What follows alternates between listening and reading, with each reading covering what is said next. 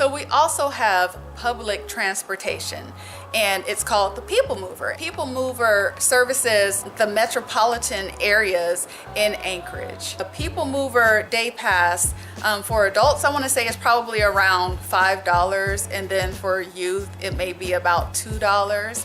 A monthly pass is going to run you about $60, and an annual pass is going to run you about $660. We also have Uber and Lyft. We also have the traditional taxi cabs. Now during the summer, you may be surprised to hear this, but quite a few people have motorcycles. They have motorcycle clubs here, which I think is really cool. At one time, I was looking into buying a motorcycle, and I dropped it way too many times, so I knew that it wasn't for me, but I love being a passenger.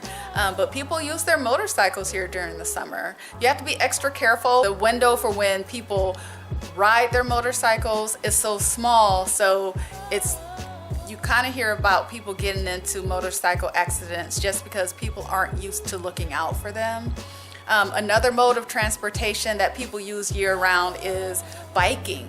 You see that a lot in the non-winter months, but believe it or not, there are people who will put snow tires on their bikes and they bike all year round. So that's pretty hardcore in my opinion. Okay, so another thing that you'll want to anticipate or be mindful of is the road system or lack thereof. So Alaska is more than twice the size of Texas.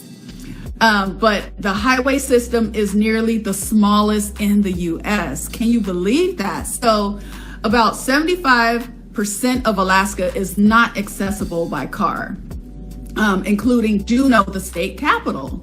So you want to keep that in mind. And in order to explore the entire state of Alaska, you can't go by car.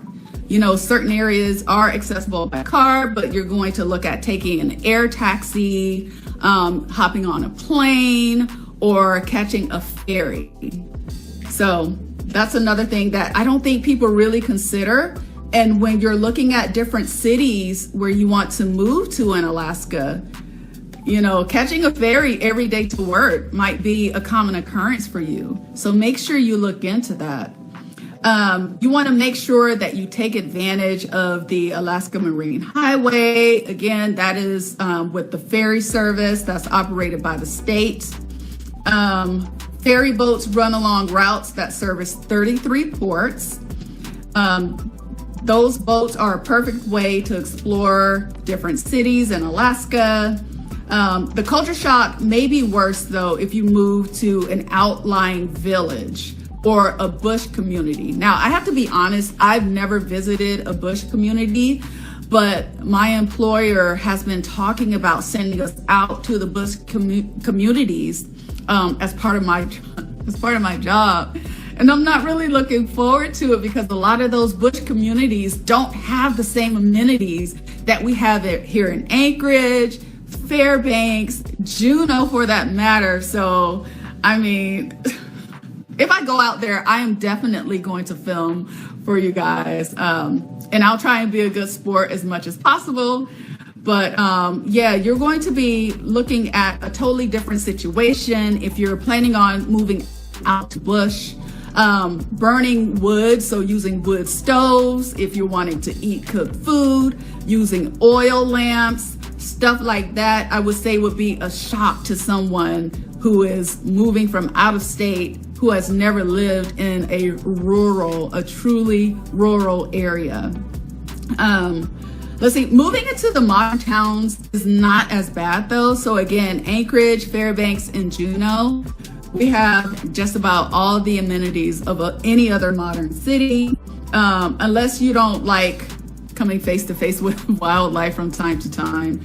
That could be a huge deterrent for some people.